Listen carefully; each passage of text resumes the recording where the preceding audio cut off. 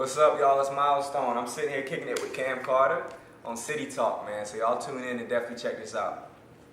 Love with the flower, but I didn't know the rule. So when the winter came, girl, I didn't know what to do. The day I said I changed is the day I lied to you. Teardrops in the rain, girl, it's puddles of the truth. But with you, girl, our love was so crazy. And I'm sorry that I've been so selfish lately. It's just the demons, girl, I swear they tryna shake me. My phone ring before you see, let me erase it. I don't want no problems, I don't want no. What's up, Cam? Feeling good, man. How you? Good to see you, man. Sitting down with the infamous. Man, please, man. Hell no. It's How you been been? years. Feeling Boy, good. me and you, I ain't seen you since like middle school. I promise, it's really come and go. Like it's passed by. Like even at the AAU tournament, it's passed by. Like I see you, but I wouldn't see you. Yeah, exactly.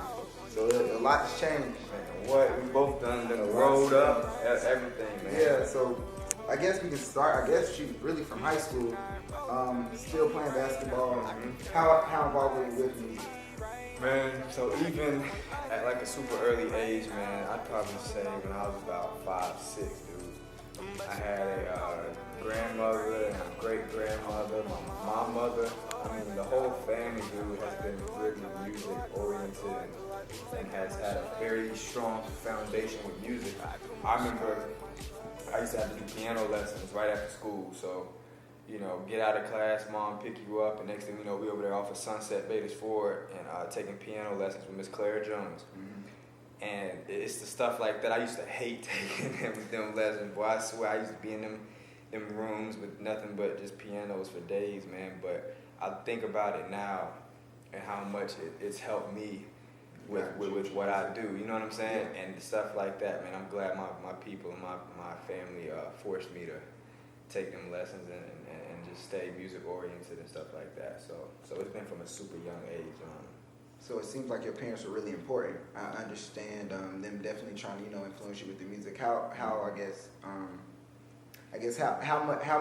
helpful were they? Yeah. When it came to balancing out music and basketball and just trying to prioritize everything, because I know it had you busy. Exactly. Honestly, bro, like my parents were super cool in the fact that they let me do what it is that I needed to do for one, but also wanted to do. So when it came to basketball, nobody in my family has played basketball. You know what I mean? That's how my father didn't, my mother didn't. It was just something that I picked up, man, with the kids in the neighborhood. So when I started to, get taller, started to get actually good with it, it was something that I just started to pursue, man. And the next thing I know, music took the back seat, and now it's all about basketball this, basketball that, and yeah, man, I love basketball, always will, because it's taught me so many different lessons in life, and stuff like that you really appreciate, you know what I'm saying? Yeah, so what made you choose going to Panama City to play basketball? So basically, let's see, so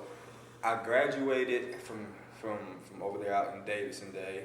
Okay. And once I graduated, man, I was supposed to go to Stanford University to play basketball.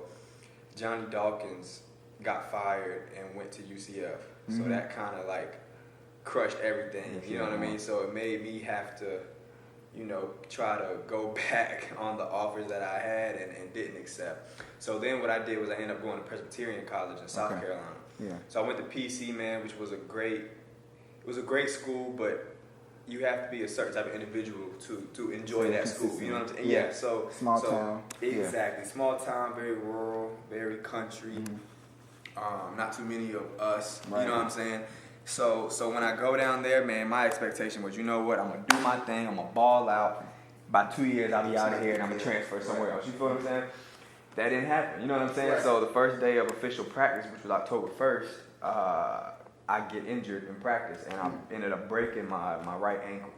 So when a tragedy like that happens, you contemplate, no, I'll be good, or it ain't as bad as it seems. So, man, that thing was pretty bad. So that knocked me out from October to February, which is right before March. Yeah, the whole season. So when that happened, man, the school had some coaching changes, had some player movement, and when the coaching staff got fired, specifically the one who recruited me to go to the university, I decided to just get my red shirt, get my release, and say, you know what, exactly, you said it best, start over. Yeah. You know what I mean? So I never look at it from the standpoint of a regret. You know what I'm saying? I don't regret anything because I feel like those incidents right there made me who I am today. Right. So all I just look at it in the standpoint of just being thankful. You know what I'm saying? Thankful that it happened and lesson learned. So. Down in Florida. Exactly. So how was that process? Boy, what? Going from South Carolina to Florida. Because it's a process. It is a process. So it was almost like I had the devil on one side and the angel, you know what I mean? Yeah. The angel was telling me, oh boy, you about to be in Florida. You about to have the time of your life. You about to enjoy it. Mm-hmm. But also the other side is, hey man, you are about to be a Stanford signee, and now you going JUCO. You know what I'm saying? So it was a lot of mind. Yeah, you feel what I'm saying? So in my mind, it was a lot of setback. This is what you're gonna have to go here and really do your thing because you got to get back on track. Right. That was one thing that was super complicated with me, and something that I faced with was the mental aspect of it. And knowing that you're supposed to be better than where you are, but you know what? God had you there for a reason. You feel what I'm saying? It's a process. Right. And realizing that was super tough. Yeah. That was something that I It's a reality check. Exactly. Yeah, it was a kinda reality smacked you in check. the face. It slapped me in the face. I've always been a confident individual. Some maybe even say arrogant. But that put me back in my that mindset. Yeah. You know what I'm saying? That's exactly what it. Man, you said it best. That's exactly what it did. So I guess, okay, so you go through the whole basketball season. How was the season? Man, the season was a roller coaster. So, I mean, we started off preseason and the beginning of the season, man, doing our thing. I'm getting big, gaining weight, doing what I'm supposed to be doing, working out in the gym, really trying to perfect my craft. You know what I'm saying? Really trying to make sure that once I step on that court during the season, all the hard work I put in will show. You know, it'll be on display. So I feel better than ever. You know what I'm saying? Yeah. First game, I did great. I want to say I had about 17, 18 points. You know what I'm saying? We won. And then, man, every game after that was 7 points, 6 points, 5 points, 7 points. And I'm just scratching my head. I'm like, what in the world is going on? You know what I'm saying? Like, I've prepared for this. I worked for this. What am I? You know what I'm saying? Yeah. And that frustrated me. So therefore, I say roller coaster. I'm up and then I'm down. right back down. Mentally. So we started off, and even with that, as a team, we were doing fantastic. We went to about maybe 12 to 14 and up before we even lost a game. So that's half the season behind our belt, undefeated. When we got to conference play, we struggled a little bit, but I want to say that I probably struggled the most around right before Christmas time. Right before Christmas time, I was struggling. The last game before Christmas actually broke a record for most threes, so I hit 9 threes in a game. Came home to Christmas. My grandmother had been battling cancer. Came home, saw with her. I was really happy to be home, but then the day I got back to Panama City, I get a phone call, and she had passed away. So that really had me down and out. And then it's back to 7, 5, you know what I mean? Because then at that point, I'm just like, man, exactly. Right. But like, you know, grace of God, I had a strong support system in my family, and I was able to push through, and I ended up the whole year, I want to say I averaged about 13 to 14 points throughout the whole year, 12 to 10 points in conference play. So it went pretty good. It ended up being well. pretty good. Roller coaster finished out on a smooth ride. Exactly. So, like you said, the end of the season, the last 2 weeks before you come back home, you get a call like, yo, come to the studio. Now, how musically involved were you in Florida? Or how did that come about? Yeah, so that's crazy, bro. So basically, man, right after my season, I remember talking to my dad all the time, man, about, man, I just don't know if I still want to play basketball. There's a lot going on, this, that, and the third. And he always told me, he said, you know what, after the season, talk about it. You know what I mean? Don't talk about it right now. Don't distract yourself. After the season, talk about it. And that's what we did, man. So basically, I'll never forget it. I'm sitting in my car looking at the beach, and I type in my phone, I say, you know, best studios in Panama City. That's what I did. I clicked the first one I saw, which was GT Records, which is Grind Time Beats, which is Matt Bentley's, you know, whole company and organization there.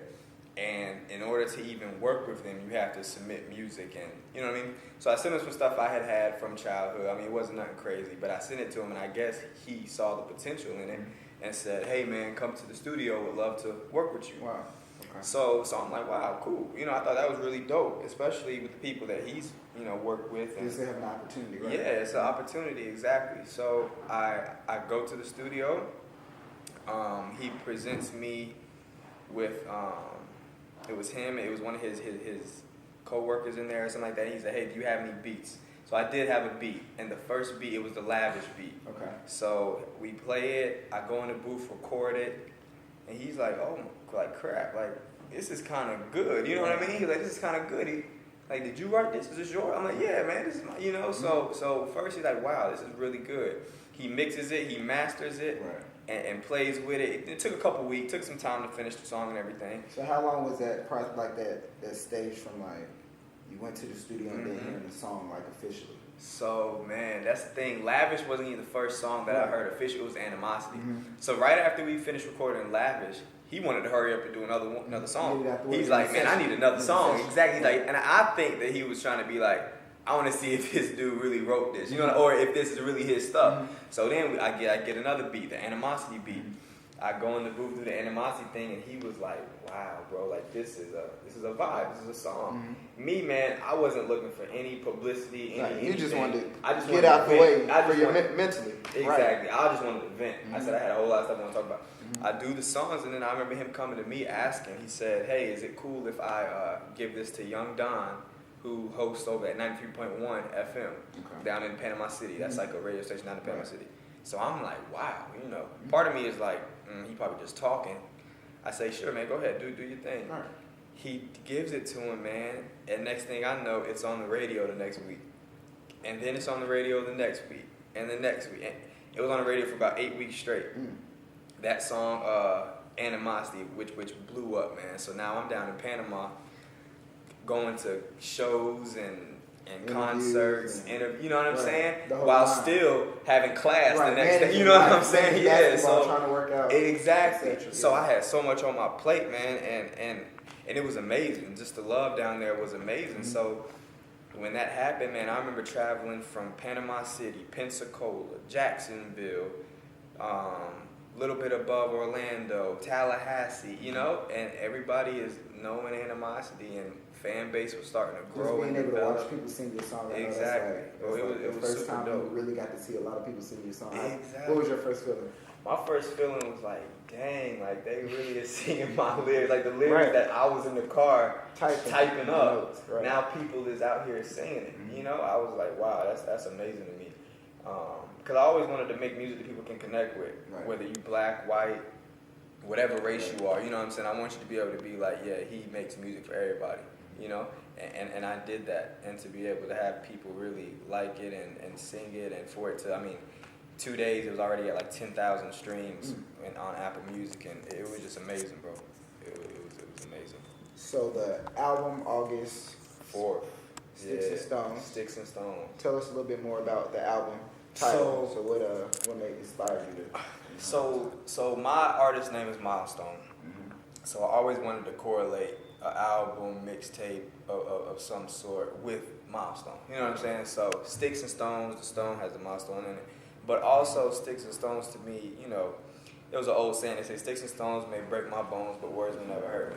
Right. I feel like these past couple of years I've been going through some things where it's like, you know, you've had to really know yourself and check yourself, and then also be able to be okay with putting it on display to help other people. You know what I'm saying? Being able to be vulnerable exactly. to help other people. Exactly. So being vulnerable means I can't let words affect what I say. You know what I'm saying? I really can't even affect the stones to affect me as well, because I want to step out for people to be able to see that, you know what, this is me.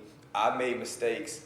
I've done this, that, and the third, but who I am today doesn't really resemble my mistakes. You feel what I'm saying? Now, although my mistakes and what I rap and sing about make great music, you know what I'm saying? It's all in all supposed to just help people and motivate them to be able to be themselves and feel good about themselves. You know what I'm saying? That's really why Sticks and Stones, man. So, you know, I worked a lot with Goliath worldwide, man. He's a phenomenal videographer and photographer in Charlotte, man. So we got visuals, we got music videos, we have short films, and I mean, it's a whole project behind this thing, man. And I can't wait for everybody to see it.